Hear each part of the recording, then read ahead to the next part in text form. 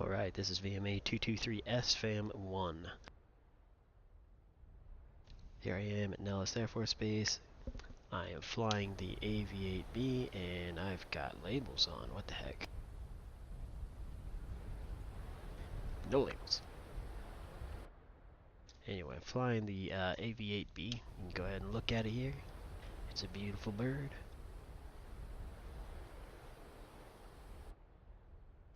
I've been really enjoying learning how to fly it.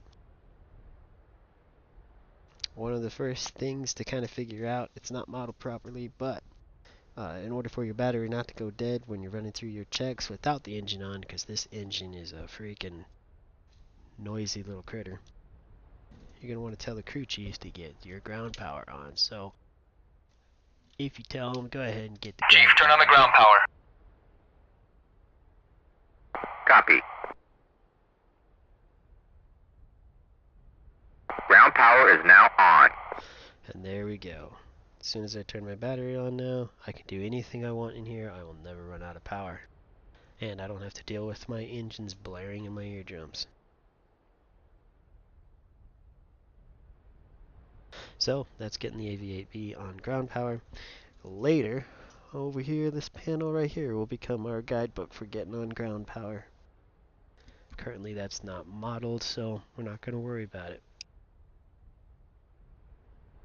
Now starting up this thing, it still isn't quite there as far as having a proper setup. It's got some bits that you can do, stuff like that. I'm not going to do any of that. INS alignment's coming pretty soon. That will be a significant change to the startup. But anyway, I kind of got all the switches in my head that I know I need to switch up, but I'll just go left to right so that people understand. Fuel shut off.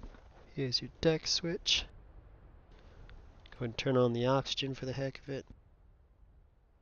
I like to turn on all my lights if I'm at an airfield. Leave the taxi light or landing light off if you're on the tower so you're not killing people's eyes. And this is the master light switch over here so that these actually work.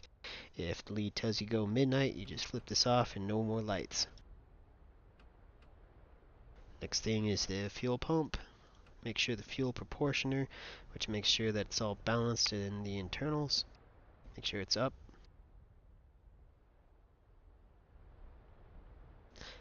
Next thing I go to is up here. We have your rudder pedal yaw shaker switch. Should be in the middle position. I'm at an airfield, so I'm going to put this in the taxi position. You can see the light right there shining. For airfield operations, generally you want anti-skid on. Go ahead and flip my flaps to on. Put them to cruise so that they don't drop down to 25. Once we start up,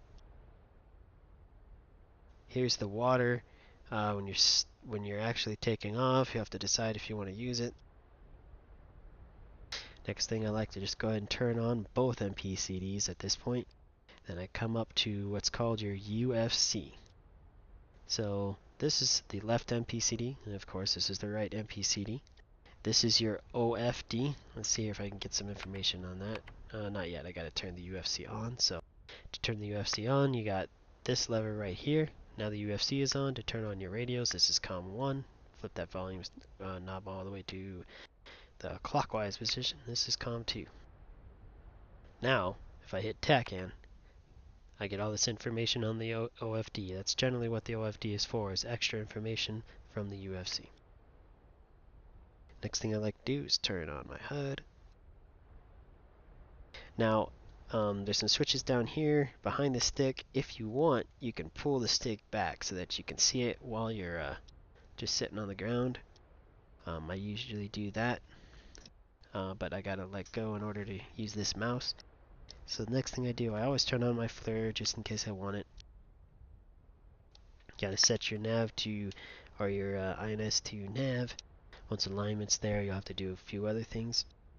Just to show you the difference, now I got all this information on my HUD. Turn my INS off. It's all gone. So if you see this, two things can be a problem. It could be that your generator switch is off, when your engine is running, so it's not generating power, or your INS is not set to nav. Then there's two other switches. You want the, see if I can zoom in on there, the DP prim set to auto and the DMT set to on. And not really usable yet, but just so that it looks like it's on, I turn this on as well. And at some point, the checklist tells you to turn the aft equipment bay on. Don't think it does anything, don't think it's modeled. And then there is this lever right here that you want to flip down. At that point, I am ready to start up, but usually what I like to do is pull up my EHSD page. Then I can kind of look at my waypoints, enter waypoints, do whatever. And I was a crew chief for Apaches, and they always had the engine page up so that they could see all their JPT and other stuff. So it's just kind of a habit for me when I'm on ground or starting up. I always have my engine page here.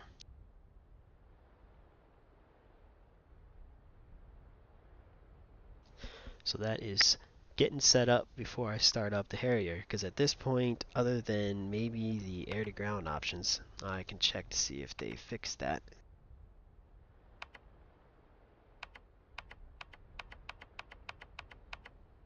Well, maybe they fixed it, because it looks like I might actually be able to do stuff with my weapons. That's good, because that means I can maybe set my fuses and other stuff while I'm on the ground. But since I'm on ground power, I got all this time in the world to set everything up that I want.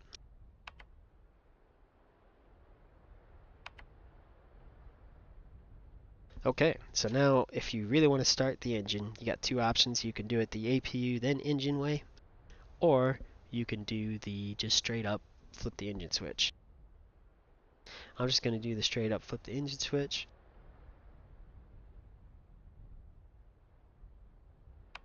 When we're training, we have radio frequency for ATC 275.8, which is Nellis ground, but we generally stay on one freak because we never get too busy.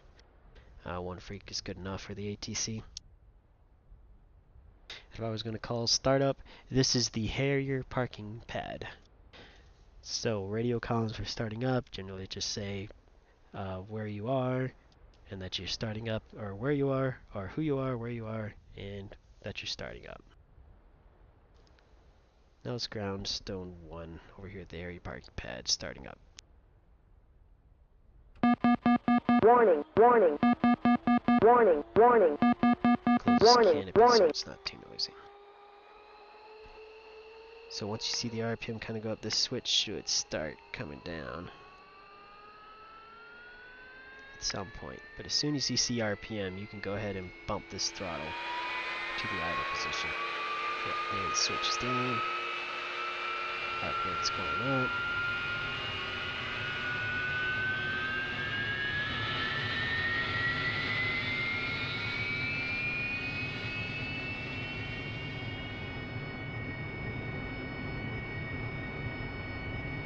RPMs, JPT look pretty good.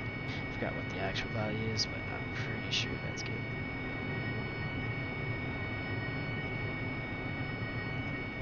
Alright, so before I do anything else, I make sure that my nozzles, you can see the nozzle indication here on your HUD. You can also see a nozzle indicator over here on the engine panel. You want to make sure that they're at 10 if you're on an airfield, 0 if otherwise, if like you're on a Tarawa and you're gonna blow stuff around, things like that. But 10 is generally good. You want to make sure your flaps are up at cruise so that you're not blowing exhaust all over the place.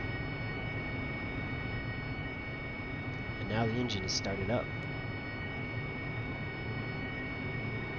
So one big thing, and you might want to set it to a key or a button. There are two things over here. There's the fuel shut, or the idle cutoff lever, which will basically shut your engine down when you have your throttle idle. And then there's the parking brake. Don't know if you can see it over there, but this is the cutoff lever, and then the parking brake is back here.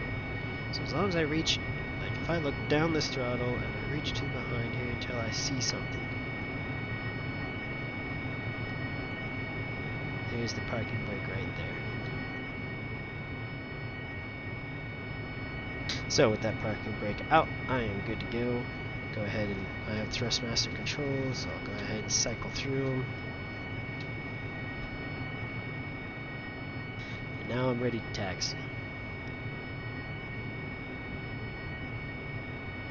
In order to taxi the AV8B, you don't need a lot of thrust to get going. There is a delay. I don't know if it's because the wheels have friction or something else, but there is definitely a delay for starting to roll forward. I generally go up to about 40% RPM, maybe a little more if I'm really heavy. Wait for the bird to start moving, and then I pull it back to about 35% RPM and use that to continue taxiing out. So demonstrating that, I'll go up to 40 RPM.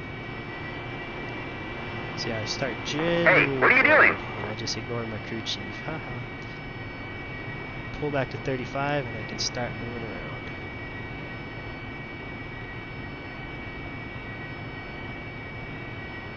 If I'm going too slow, I just bump it back up to 40.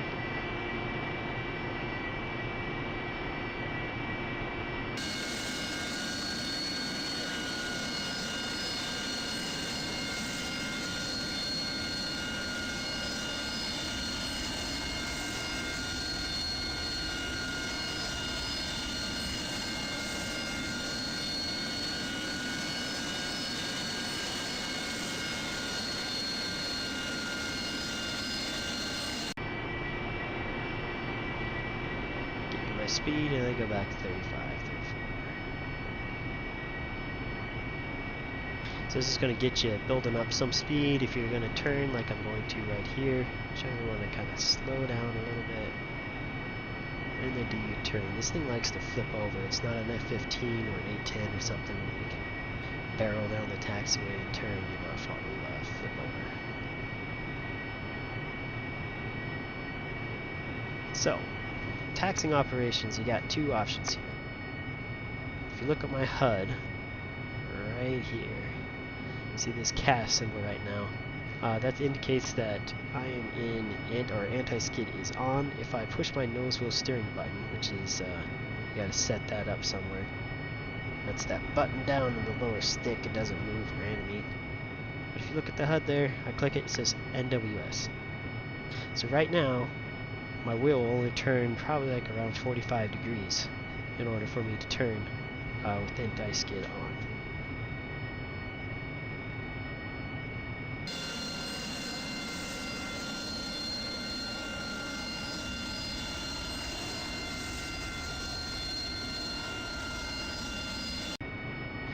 If I turn my anti-skid down to NWS, now it says NWS. And what this means is without pushing my NWS button, now I have control of the nose wheel.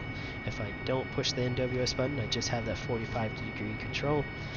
However, if I go ahead and push the nose wheel steering button, now I have NWS high. This means that I can turn my nose wheel almost a full 90 degrees. And what this allows me to do is I can do a circle, which pretty much circles around my wing landing gear. So if you look back there, you can kind of see that I am doing just this little circle now, and my radius or my turn is pivoting off of my left wing landing gear.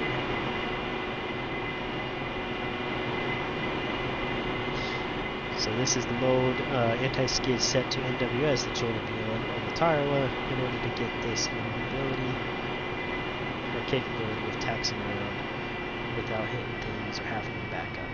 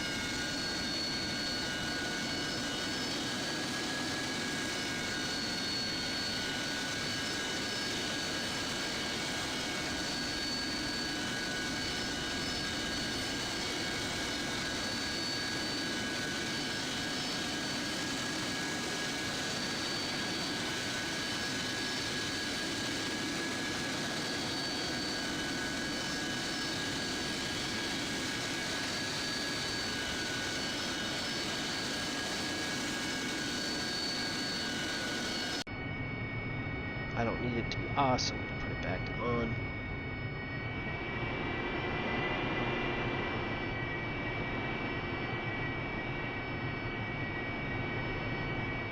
And I'm going to go ahead and mosey on over to 2-1 right.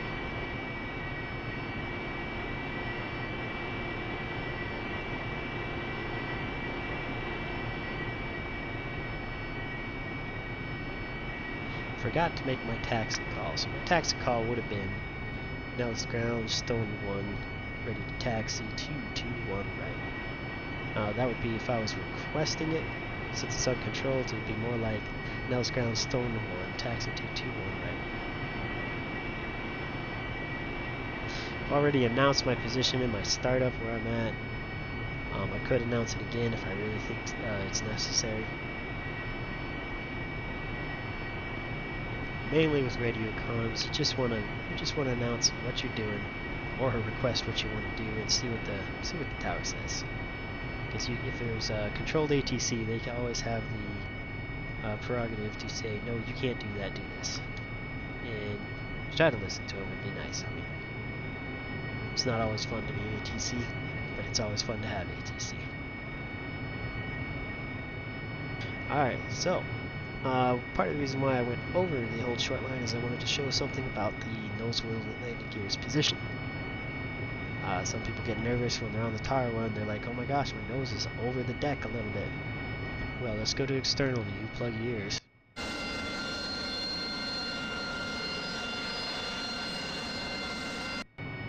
With that line, where it's at, my nose wheel is pretty much just behind that line.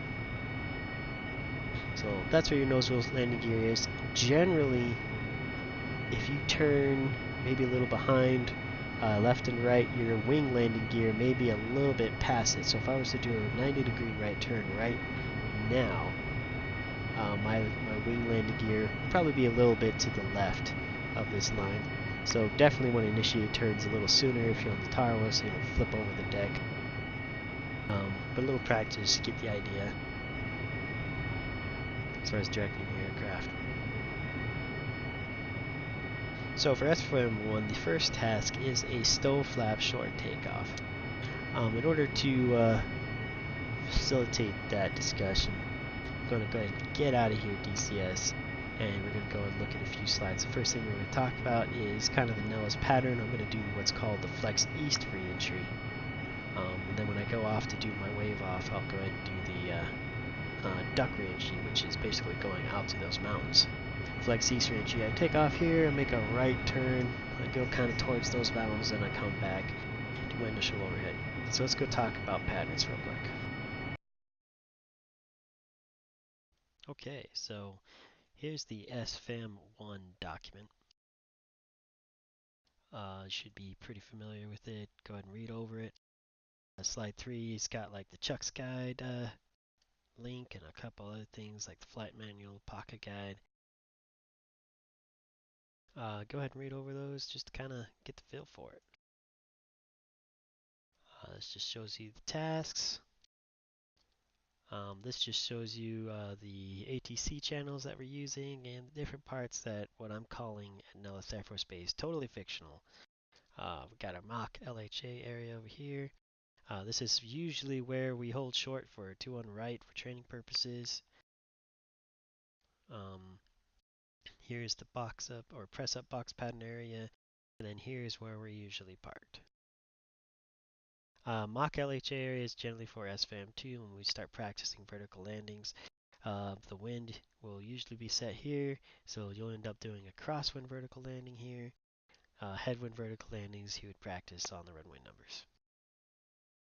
Generally we just stay on the ATC ground here, 275.8, that's all traffic. And then guard is usually the frequency that I'm at least listening to or talking to people. People are welcome to listen in on that channel, or they can just turn it off if they just want to ignore it and just do a air traffic control channel. Here are the tasks that SFAM1 is going to cover. So the first one, we'll grade on the overhead pattern that you do and on the comms. Finger checks, make sure that you're doing them right. We do a STOL Flap short takeoff and rolling vertical landing. I think we've already discussed that that is the atypical takeoff and landing. The only thing missing there is the vertical landing because on Tarawa, that's what you do.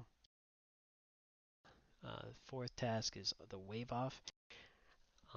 So that if you're coming to the Tarawa, you're too heavy or whatever, this guarantees that, or makes it better basically, that you're able to recognize when you can hover or not. You make a mistake on your weight and balance. And task X is just press ups and box patterns, seeing that you can actually control the hover.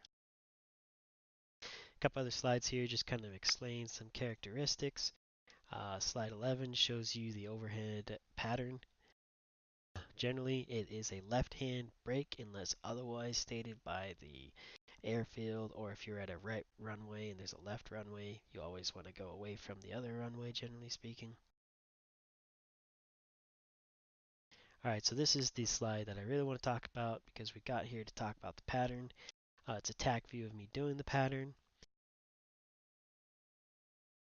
So we have these positions here. Here's the gap and here's the duck position. So if you're on 2-1 left, generally you're going to take off, follow this, climb up to 4,000 to 4,400 mean sea level, and cross through the gap, go up to duck, which is your waypoint 2. Gap is waypoint 1 on set to the Harrier, and duck is waypoint 2. You've got your radial and your distance from the DME. That's kind of how I set it up. You make a turn here, you come in, do your overhead brake, and then you land. So over here is the duck re-entry pattern. Over here is the flex east re-entry pattern. So for flex east, you'll be on 201 right generally. You'll take off. You just turn right as soon as you start like ascending or get past the runway. There's like a barrier here that you don't want to cross. It's like a no-fly zone below this altitude anyway. You want to get to 3,000. You don't want to exceed 3,000 typically because people are doing overhead brakes here until you get past through your turn here. Then you want to get to 3,500 mean sea level. This is actually incorrect. Let me change this to 3,500.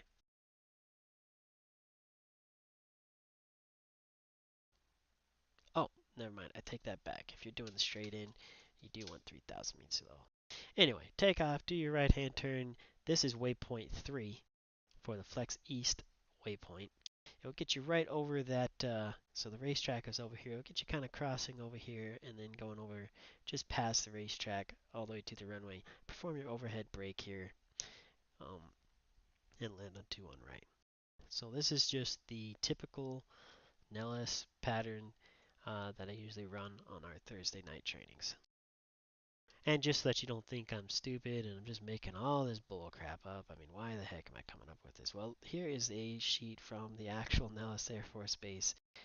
Might be outdated, but pattern work. And this is where I get all of this. So you've got your flex reentry, you got your duck reentry, and they all explain that here's the gap, here's duck reentry. They come in here, do the little overhead brake and land. Here is entering the initial again. If once again, see here, if you're doing a straight in, you want to be at 3,000. If you're doing overhead, 3,500 feet. Come in here, do whatever the heck you're gonna do. ATC tower, and even if it's uncontrolled, I mean, you could be from here and you go, you know what, I want to land on 2-1 right. So you just call it in.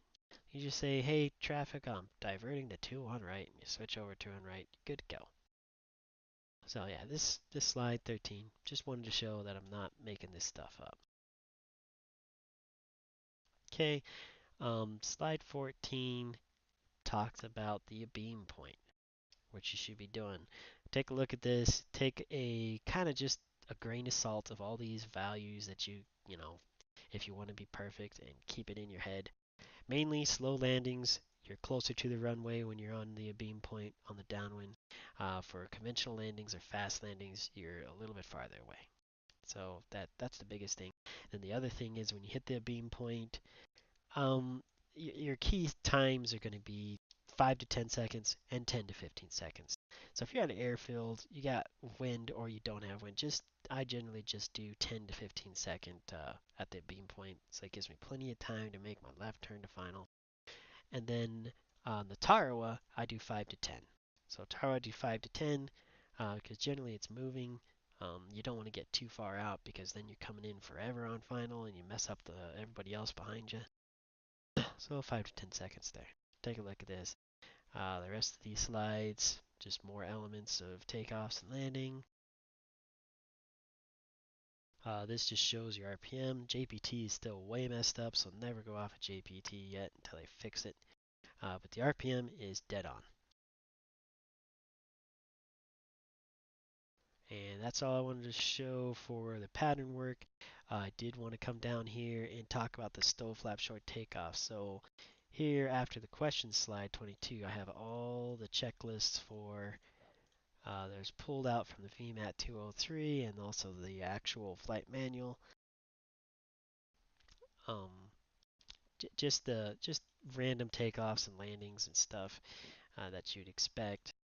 SFAM2 has a few as well for like flicks nozzle slow landing and STOL flap slow landing, those kind of things. But we're doing a short STOL flap short takeoff as our first task. Now these numbers are going to vary just a little bit different from Chuck's guide. The reason it did it is either I'm calculating them wrong or he's calculating wrong. I am not sure. But I pulled these numbers directly from the performance document, looked at the graph, looked at 20 degrees Celsius and normal altitude. These are the numbers I get whenever I calculate it. Could be wrong. Somebody correct me. I'd love to be corrected. The biggest thing you need to know this is the heavier you are, your nozzles drop. So 28,000 pounds, your nozzles are not going to be set at 60 anymore. Set them 55 or 50 for 31,000. So basically, if your max weight 50, 28,000 or around that 27,000, 28,000 mark, have 55. The rest below that, just do 60. As far as the nozzle's position. Generally, we will be 24,000 pounds on a standard loadout or training loadout Thursday nights. So 24,000 pounds, 74 knots. So I like to drop my nozzles because there's a little delay when you try to drop your nozzles at 70 knots when I'm at 24,000 pounds. Other than that, 28,000, 31,000, just drop it right at the mark because you're kind of heavy and you need the speed. So that's the main thing I wanted to talk about, the STOL Flap short takeoff. There is this checklist for the one finger checks, for the finger two checks, and then also the procedure for taking off. While we're here, the other thing we're going to be doing is a rolling vertical landing. I also have this little grid here. I think I just pulled this from directly from Chuck's guide, so I don't think I did any calculations for this. They seem to work. I've tested all these speeds, all these weights. They seem to do pretty well. But this just kind of tells you what speed you're going to basically be at touchdown if you do all the procedures right here when you're coming in for a rolling vertical landing. So something to look into there. As well as here's the wave off. So this is directly from the VMA223 flight syllabus guide. Take a look at this as far as the wave off. Mainly, you get 60 knots, and this doesn't really explain that. The procedure I use is I get 60 knots. If I see the RPM, I start going full throttle and wing transition out of it. You can read this to see what they do. The way I do it, I think I've read it, that's like how you're supposed to do it. I don't know.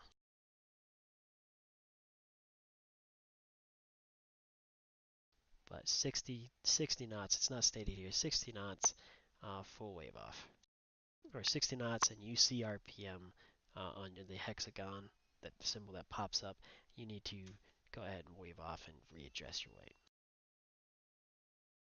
And that's it for basically these slides, what I wanted to go over. Take a look at them, figuring it out. Let's go back to flying.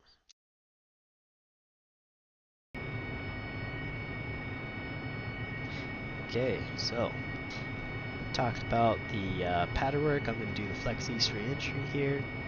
We've talked about the STOL Flap short takeoff, which is the first task in SFAM1 that you want to do. the reason they're first as STOL Flap short takeoff, and we don't really do the other things. The other things are in SFAM1 document. If you're curious, you want to learn about conventional takeoff, conventional landing, a couple other things. But for mission purposes, short takeoff, rolling vertical landing, and vertical landing, those are the typical.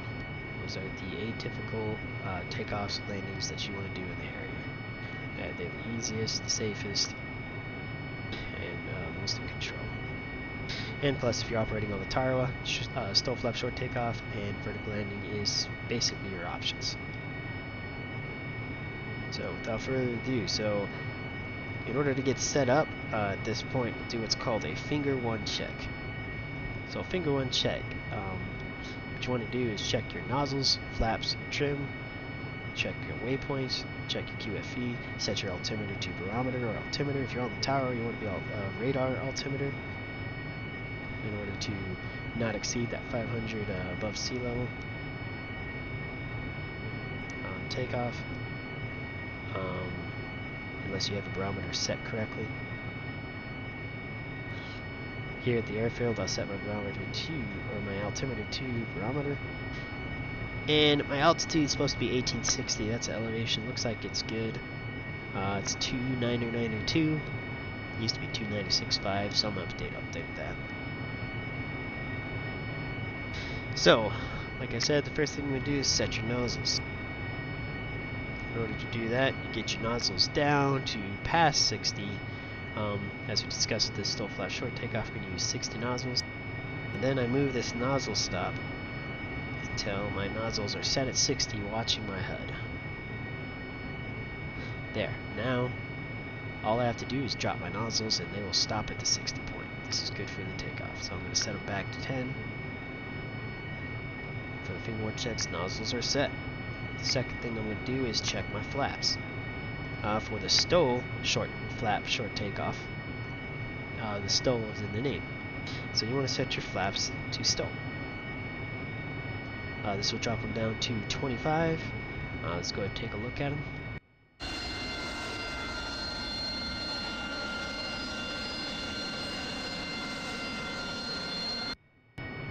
So as long as your flaps are set to auto or STOL or auto and you are on the ground,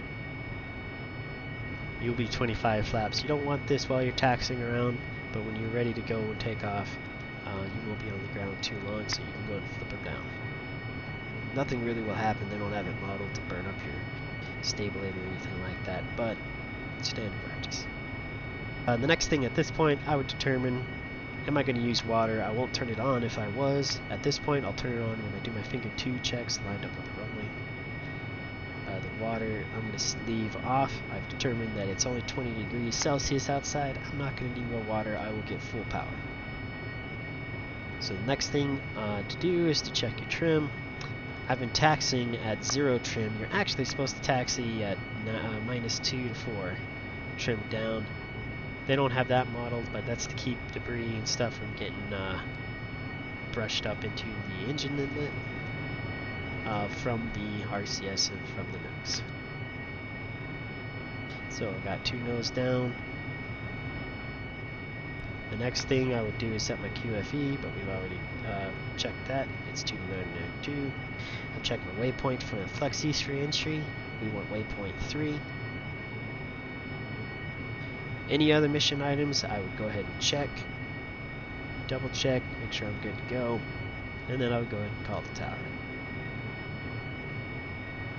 Now it's tower, stone 1, holding short, runway 21 right, requesting takeoff for flex east re-entry.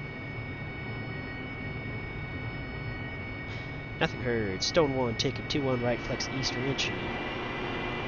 Winds 5 knots at 030. That's a guess. And QFE 29992.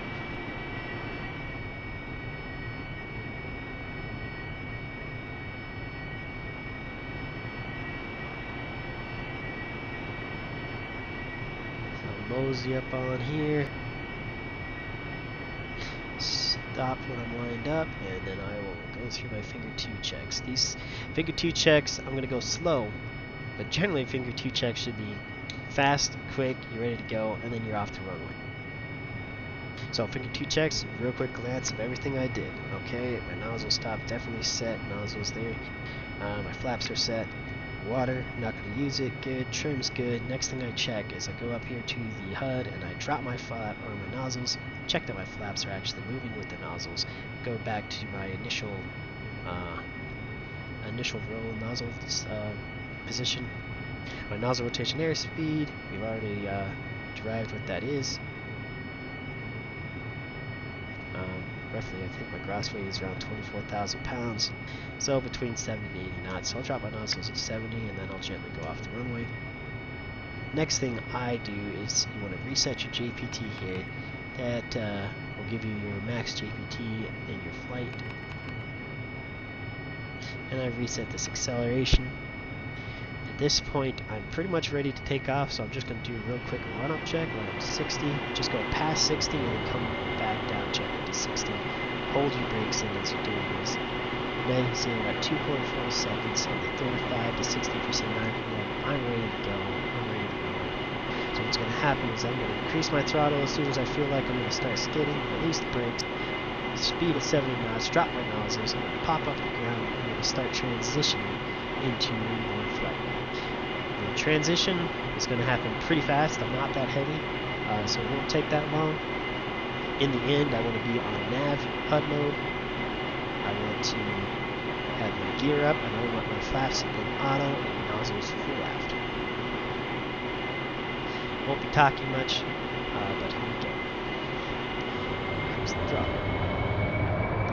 Brakes released, full RPM, pull back 3 hex count. 70 nozzles drop. Windborne transition. Go ahead and pull back to 100 RPM. Gear coming up.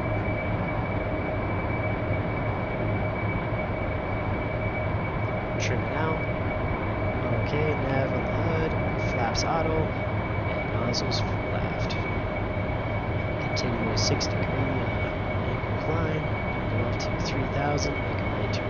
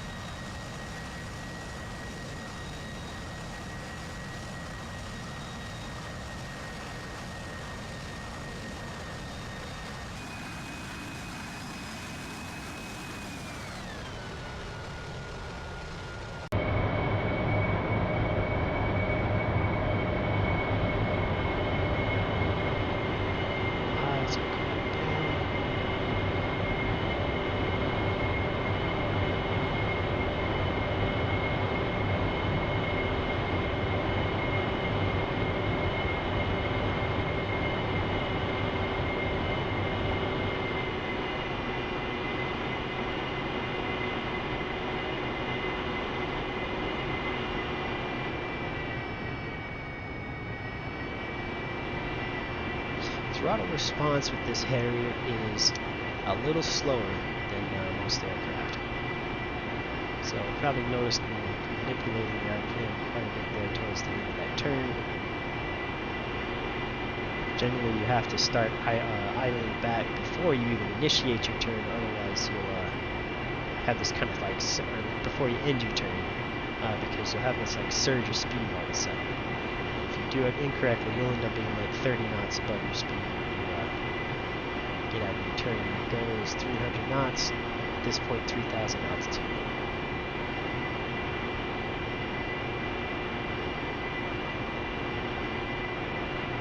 Coming up to the waypoint, gonna make a nice gentle right turn. Increase throttle a little bit. And then what I like to do in a turn is I increase the throttle, and then I just use my pitch. Make the turn tighter if I'm going too fast. Make the turn slower if I'm going too slow. Just make sure that I'm going to meet up with the runway over there.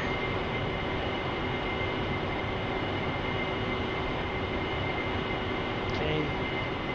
Start letting me out here. And for the initial, it's 3,500 feet, so I'm going to initiate my climb here.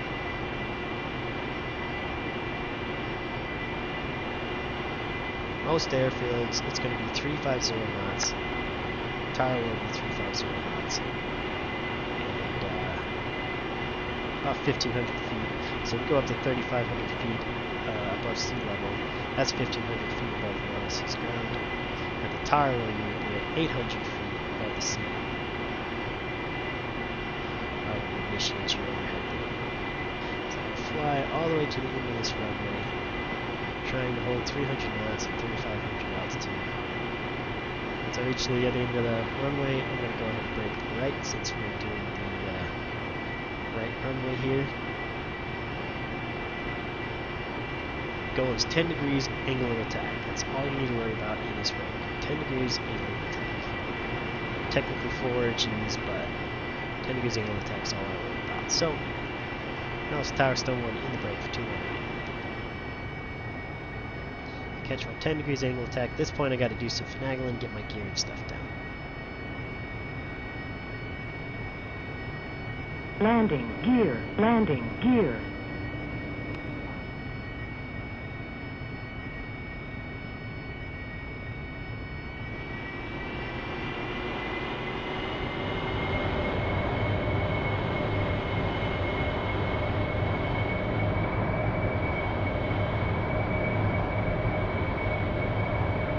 Okay, so on the downwind leg, I want for all slow landings generally.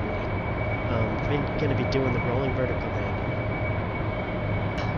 On the downwind leg, you want gear down, flaps to stow, 60 on the nozzle, so make sure your nozzle stop is clear. And then you want 10 to 12 degrees angle of attack. It's a little dirty on the turns. Here at Nellis, you want to be at 1,000 AGL. Most other airfields would be 600 AGL.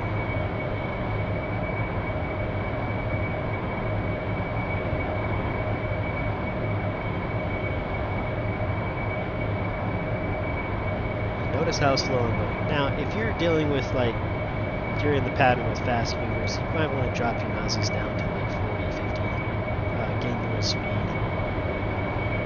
Instead, to get this pattern a little bit more tight. But generally, I mean, it's a Harrier, you want to be slow, nice and controlled. So, the beam point, the Tarawa, or on a runway, is going to be when your wingtip touches your touchdown point. So I'm looking right here. My touchdown point is going to be the runway numbers, or just behind. So wait until my wingtip touches that.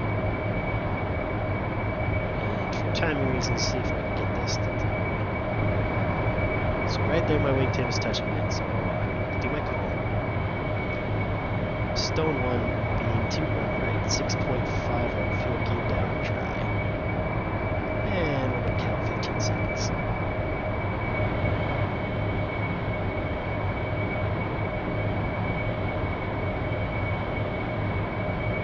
For the Tara, there's probably 5-10 seconds. 15 seconds. I'm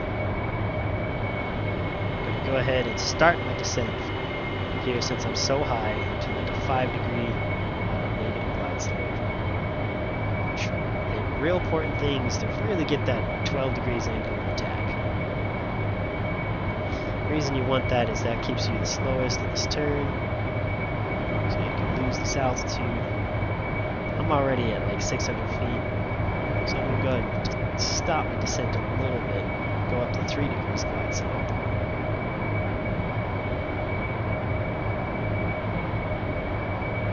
Continue my right hand turn here.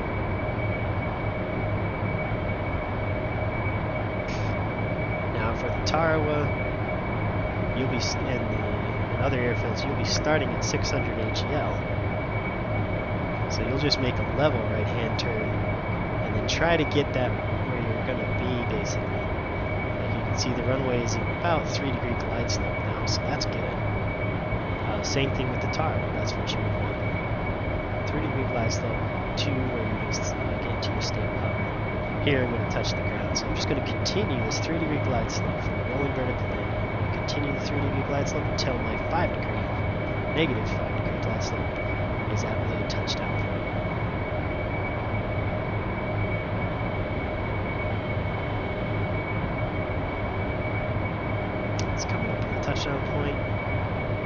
Okay, at this point, it's there. Nozzles to 72.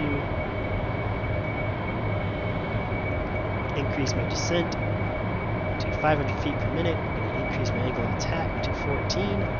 Okay, my velocity vector just turned into my vertical speed indicator.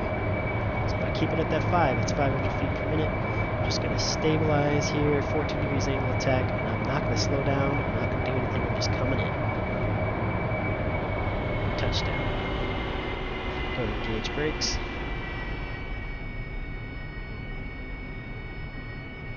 Alright, set for taxi.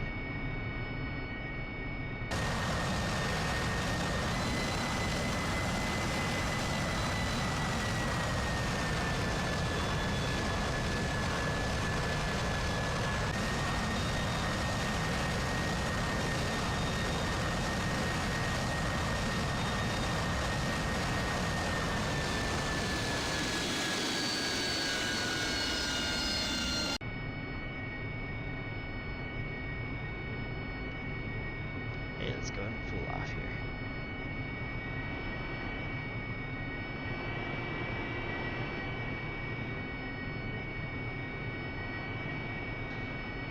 Now start STOL 1, clear the active 2-1.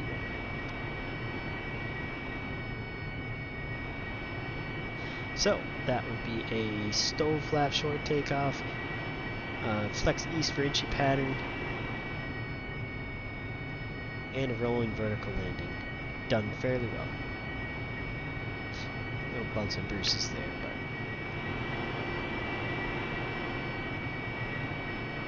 wouldn't ask for much more than that.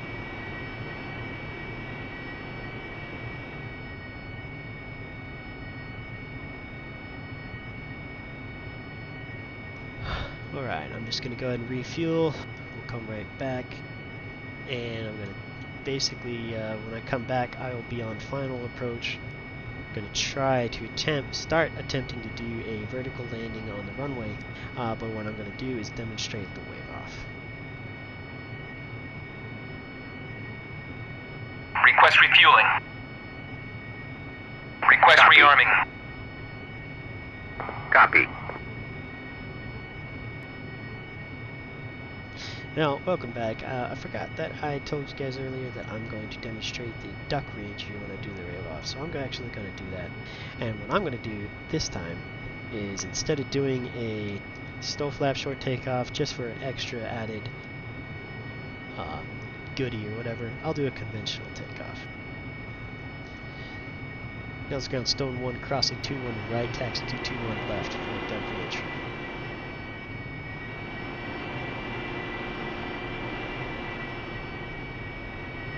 Looks like the pattern is clear.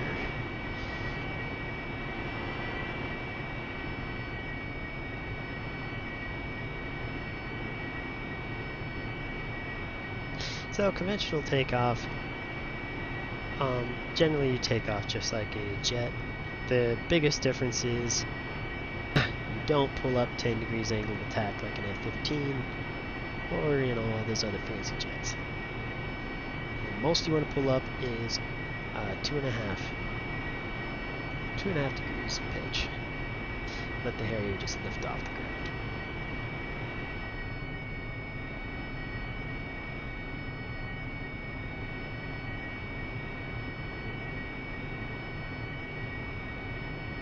Nose traffic stone 1, taking 2-1 left for duck re-entry.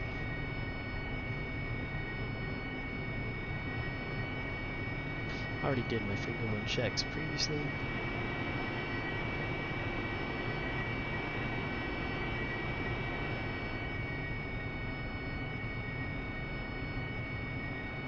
Alright, for conventional takeoff. Alright, now this is good. Oh, flaps are set to STOL, that's not good. That's why you check all the time. Okay, flap set to auto. Got my trim 2 degrees nose down. Waypoint is set for waypoint 1. That is the duck re-entry. So waypoint 1 is going to be the gap, and then waypoint 2 is going to be where I turn is the actual duck point, and I'll be coming in for initial runway 21 left.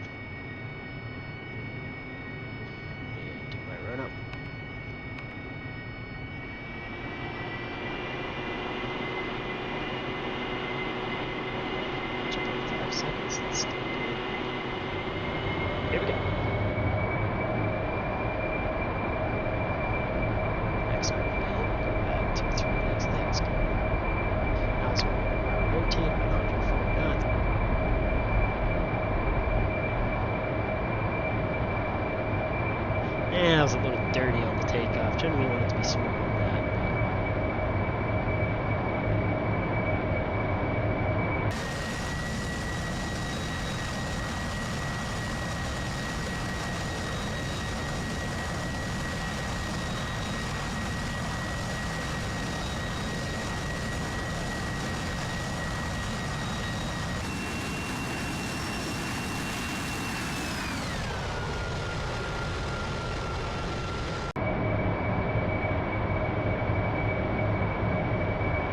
And I forgot to get my altimeter vector on.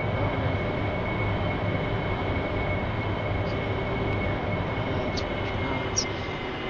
For the gap, we actually want to keep on climbing to about 4,000. The altitude we saw in the pattern, I think it's what, 4,000 to 4,400. Kind of slowed my descent there.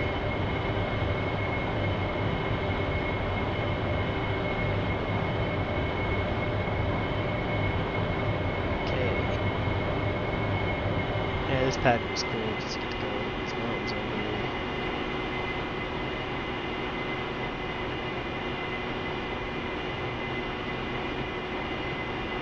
Trim out. Go fast.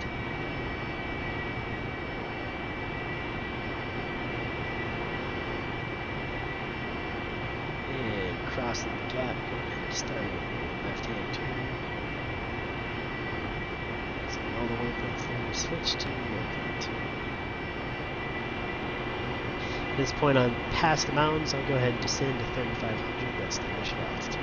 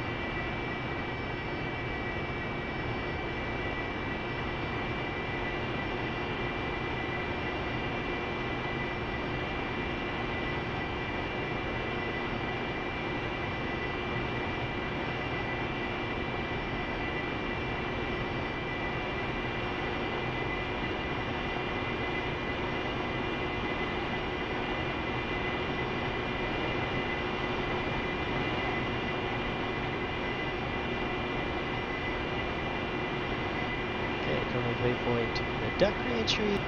Got to turn a little tighter on this turn, so I'm going to kind of go to a 60-degree bank, increase throttle, and I'm going to turn pretty tight.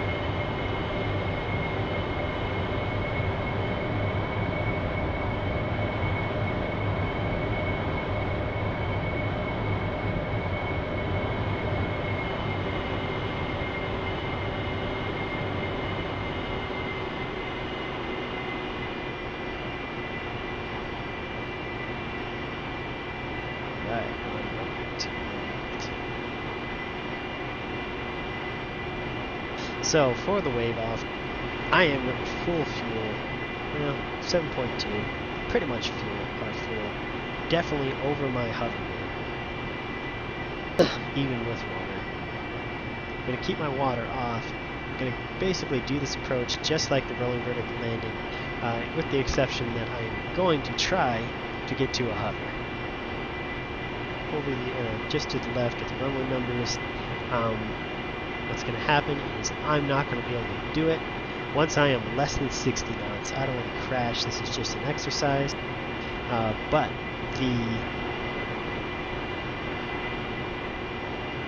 the criteria for a wave off with the Harrier on the Tarwa is if you are at 60 knots and you are seeing, basically I'll make it simple, you are seeing RPM hexagons show up, you are too heavy.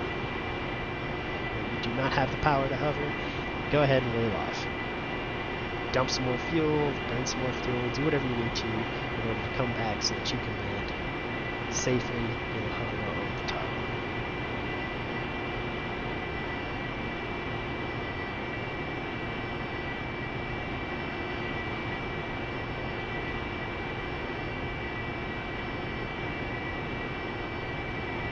And I'm going to cheat too. I'm going to go ahead and set you where in altimeter 4, get to the V-STOL, so I don't have to worry about that. All I got to worry about now is my gear. Now it's traffic STOL 1 in the brake for 2-1 left.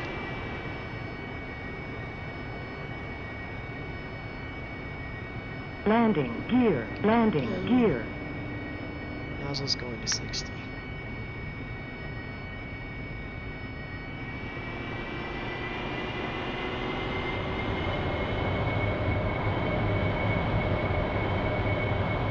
Flaps to STO.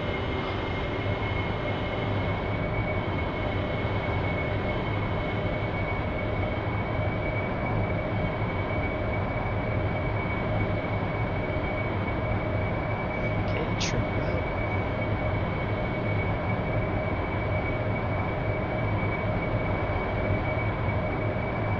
Right.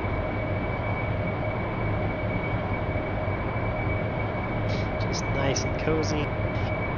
With Nellis, if you notice, if I stay exactly level, you can see my altitude dropping.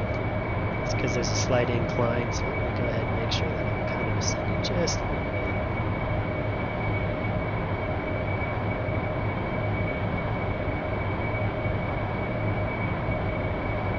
bit. Don't really pay attention to my airspeed. The main thing I pay attention to is my 10 degrees angle of attack. Because I know as long as I stay there, my thrust and everything, I'm going to be at the speed I want.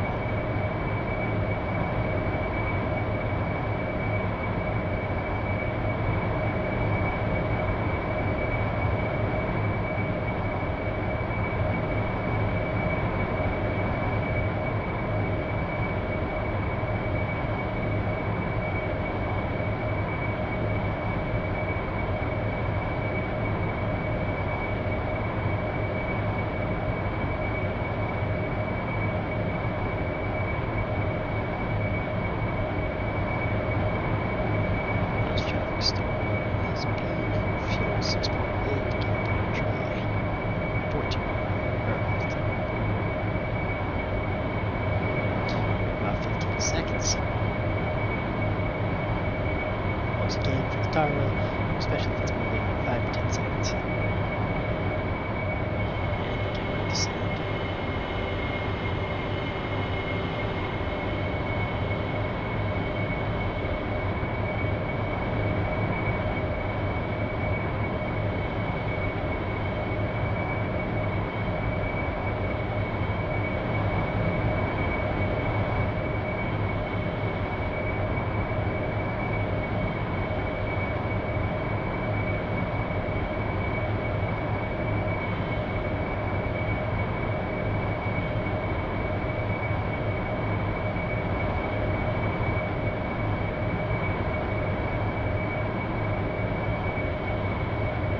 Here's the 90, 600 feet, good.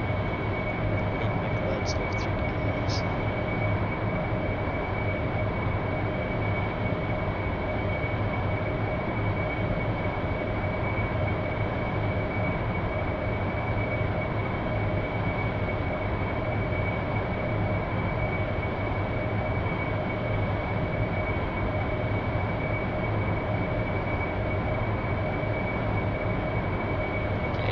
So I can already tell, I mean, I'm at 95% RPM coming down here. So then I'm at 85 knots, so I'm pretty sure, just by looking at that, I can't hover. So the goal here is to get, if this is like the Taro, to go ahead and get down to the 200, or to the 150 mark, which I'm going to do. Okay, and then start leveling out as I'm coming to the numbers.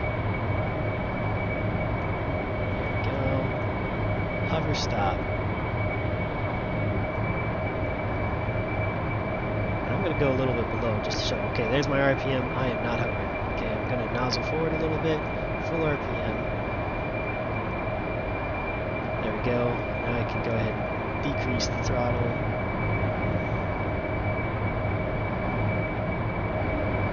Gear up, flaps to auto. Get out of here. Now it's traffic STO.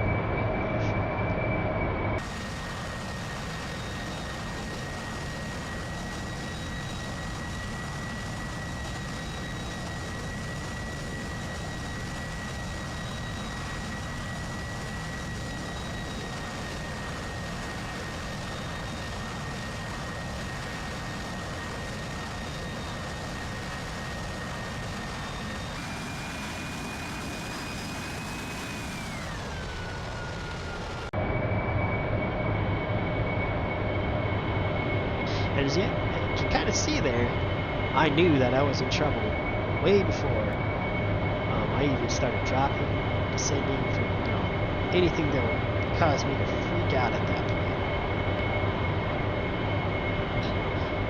You should know before you even start dipping down whether you're going to be able to hover or not. And like once again, the criteria is if you are 60 knots or below, between 50, let's just call it, make it easy for you, between 50 or 60 knots, and you see the RPM hexagon, you are not hovering.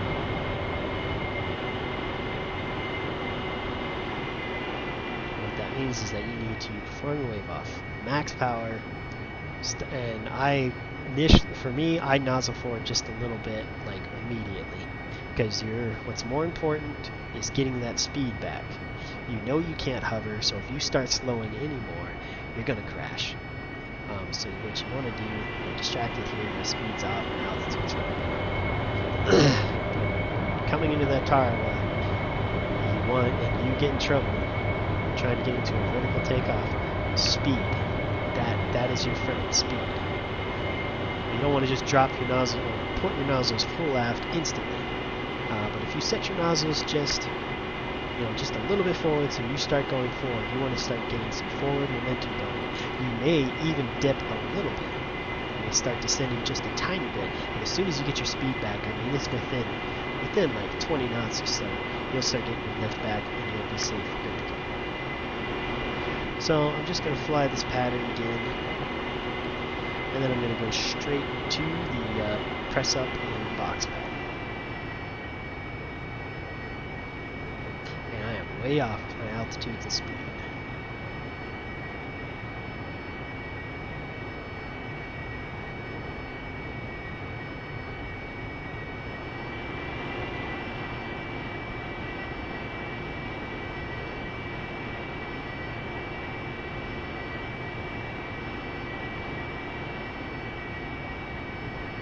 I'm going to do a straight in instead of typically a Nellis that is mainly reserved for big birds like STOL. Straight in is 3,000 altitude here from the initial. I'm just going to come straight in and do a running once again. I'm also going to divert to 2-1.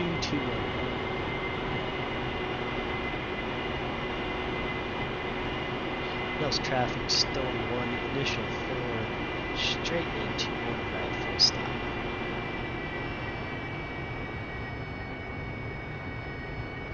Okay, pull back and idle, start getting set up for my landing.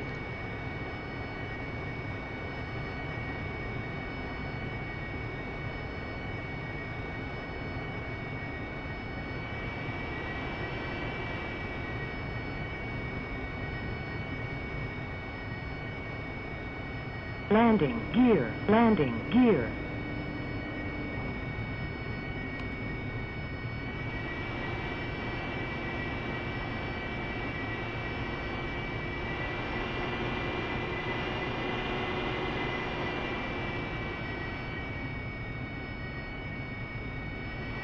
Catch that 3-degree glide slope. Sit all the way down.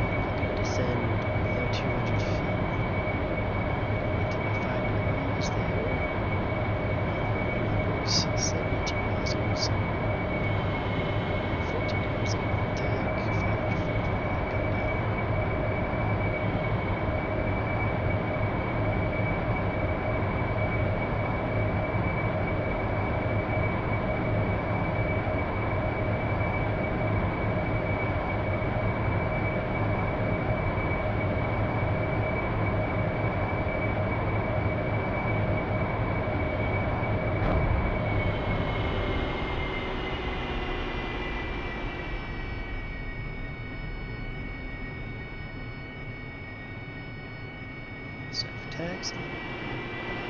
Now star STOL1, clear the active 2 right.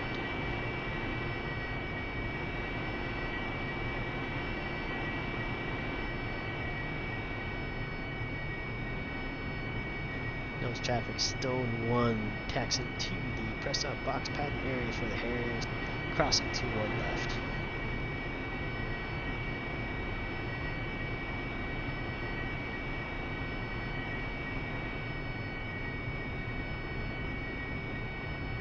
Pattern's clear, no signal.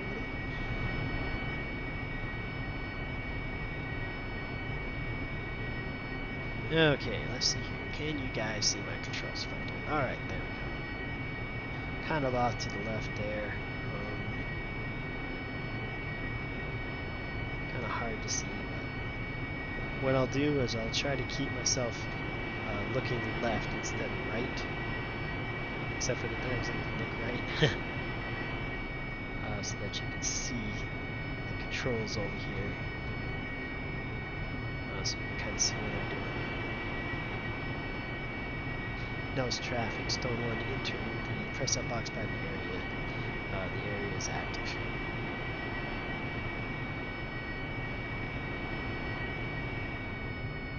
So for practicing press ups and box patterns, I find that 19,000 gross weight is about the good weight to be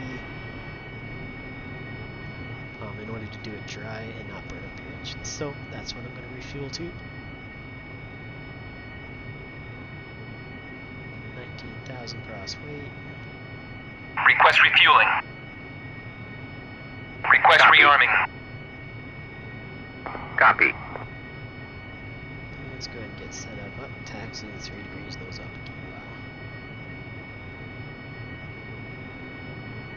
I'm not a real Harrier pilot, that's probably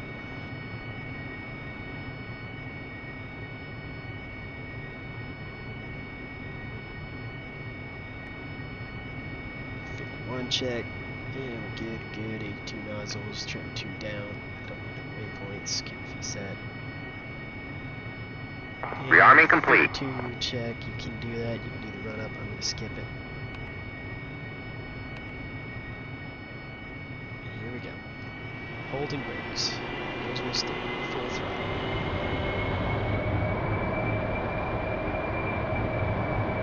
Up to 50, and then start trimming out.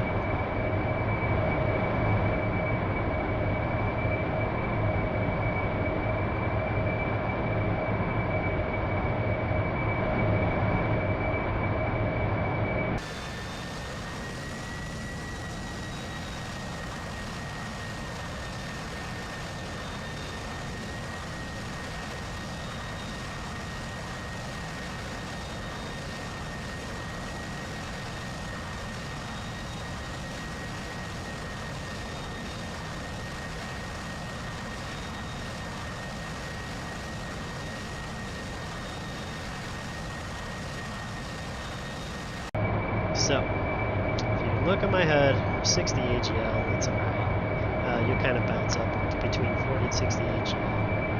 If you look at my HUD, where I'm stable is with my witch's hat right on the horizon, 82 nozzles. This will change depending on the wind and stuff. You might use 81 nozzles. You might have your witch's hat above or below. But overall, I'm in a stable hover here. Now, the process for moving in a hover, or let's just say, let's start with practicing hovering. So let's start drifting. I'm going to start drifting forward as well. So we're going to go off into Roseman's Land here. This is how you stop yourself from drifting around. So I'm obviously drifting around here. Witch's hat, put it on the horizon, and now the first thing you got to do, and this just comes with muscle memory, is got to decide what I'm going to stop first. So let's stop my forward movement first. Let's take one axis at a time. So I'm going to pull up until I stop my forward momentum. And just be patient, wait for it.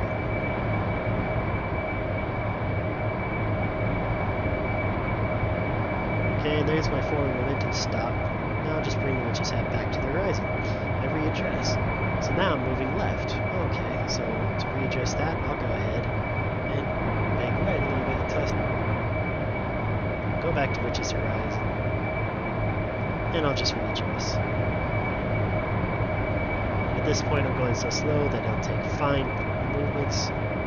But start thinking about one axis at a time first, before you start trying to stop everything at once. You got to get that muscle memory in order to do this. You are dealing with one axis is the rudder. That's the one that sneaks up on you all the time. Another axis is your pitch forward and back. Another axis is your bank. So that's 3 axes. I thought there was 4. Hold up. Pitch.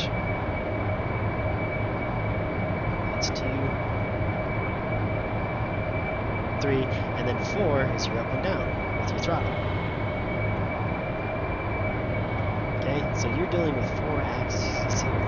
Your brain is going to get overloaded until you get your muscle memory set in there. So don't worry about that. Don't get too scared with it. Just practice getting into a hover, and if you drift, don't panic. Don't try to correct it. Just put your witch's hat to the horizon, one axis at a time. Get yourself to stop. As you get better with it, you'll start being able to react. What was funny is when I was teaching somebody earlier, I forgot to even tell them about the rudder and stuff, because my rudder movements are just, they're so muscle memory now that I didn't even realize I forgot that I was moving the rudder. So I'm going to go ahead and drift back over here. Probably going to refuel because I only have 1,000, and then I'll show you guys the box pattern.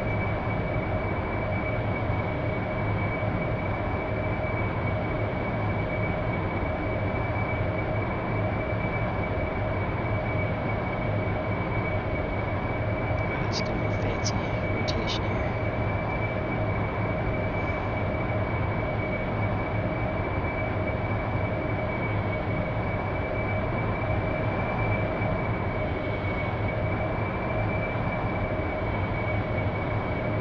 And honestly, guys, this is a simulator. Go have some fun. Put your gross rate at 19,000, and literally just do like taxi hovers where you taxi, flip around, crash, just do stuff. Get used to what your response is. That's the beauty of this simulator, is that you can just go out. It doesn't matter if you crash. It doesn't matter if you crash or run into things, or if you're doing bad at first. Just mess around with it. That's what I ended up doing, because I would set my weight to a level that I could hover, and I literally just, hovered through the city and all sorts of different things. Just Request refueling. Request rearming. in real life, you would have to actually be safe about it. In this simulator, you don't, and you learn faster that way. In my book, anyway.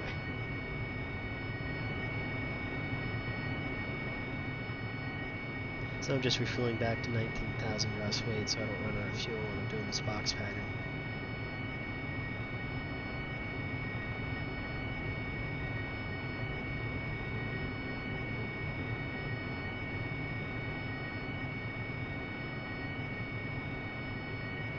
Refueling complete. I'm going to ignore him with the rearming. I'm already set. Finger 1, 2, ready to go. My trim, I guess I need to make sure that's 2 degrees next time. So something I didn't really discuss with this pop-up is you'll notice that I kind of pull back on the stick for the initial pop-up. That's because I do 2 degrees nose down. I don't know, for me it makes it more stable, a little bit more controlled. I immediately trim out as soon as I'm stable in a hover. Rearming complete. You don't want to pitch up involuntarily though, at all, because as soon as you start pitching up or you pitch forward, you're starting to drift that way. You don't want that to happen. Alright, here we go. Box pattern. Once again, those are still brakes, full throttle, pitch back. 50 AG. Slow down the descent. High, that's okay. Check my hover. I'm not fully stabilized yet. stabilize a little bit. Okay, I drifted forward a little bit there. So, for the box padding, I now need to go forward. The only thing I have to do is let's go ahead and just let my nose drift forward a little bit, or down. Don't need to go down too much, and then be patient. Wait for that forward momentum to start. It doesn't take much. Once you get the speed that you want, right there is about a good speed, bring the witch's hat back to the horizon. I'm constantly trimming. In order to do this, it requires a lot of trimming. But I am drifting forward. As long as I stay in the neutral witch's hat at the horizon position level, I'll just continue drifting forward pretty much. Now, if I want to stop, I gotta kind of anticipate when I want to initiate it. Just pull up kind of sharply, and be patient. Wait for the plane to stop. This isn't a helicopter. It takes a little bit to get it to stop. Once I stop, go ahead and go neutral. And there we go. Back a little bit, so stabilize forward.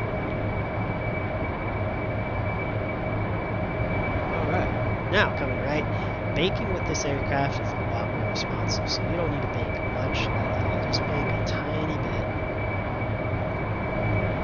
Wait for it to move. As soon as you get the momentum, go back to wings level, because you can build some super momentum, or some pretty good momentum in the bank. And if you start going too fast, like faster than 10, 15 knots, you'll overdo your rudder and you won't be able to control it. The real Harrier, if you end up having to use full rudder and like say a full pitch range or something like that, you could actually get into a situation where you overpower your RCS system and you no longer have control and you just flop around and crash.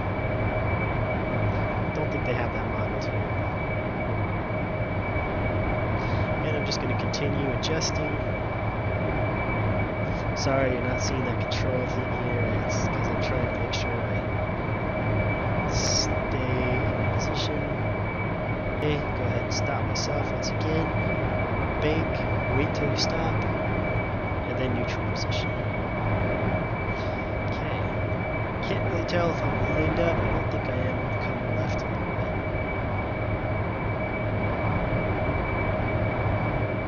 Alright. So going backwards, same thing as going forwards. The only problem is backwards is sometimes a little bit less responsive. So go ahead and do this.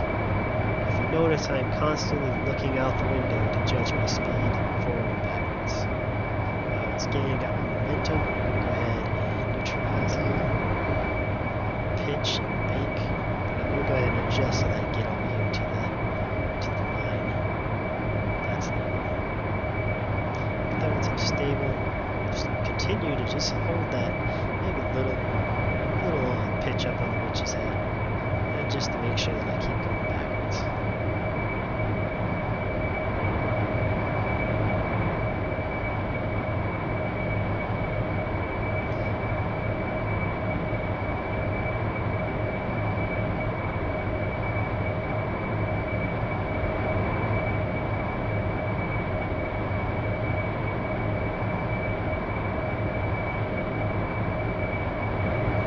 Okay, I'm going to stop myself so I don't go too far into the dirt. This corner is kind of curved.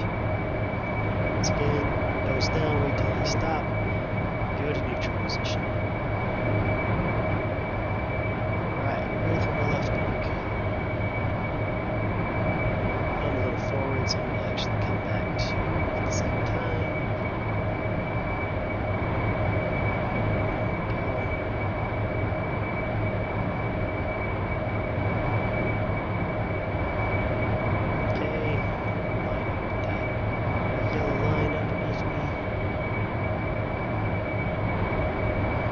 Sometimes I end up doing an oscillating up and down, which is hat above and below the horizon, because when you're doing this lateral movement, I don't know if it's the wind changing or whatnot, but you start drifting forward and backward towards it.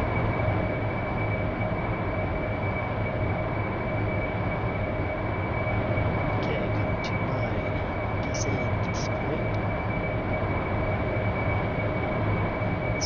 try to make it dramatic. Wake till you stop. Going forward, so you pitch back. Till you stop. Neutral. Now I'm a little forward, so I'm just going to correct that a little bit, as if I was trying to land on the tire or something. Feel free to correct your hover position.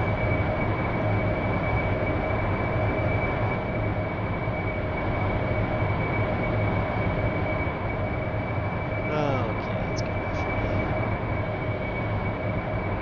And let's descend 400 feet per minute. When I descend, I go literally 400 feet per minute and I do not slow down.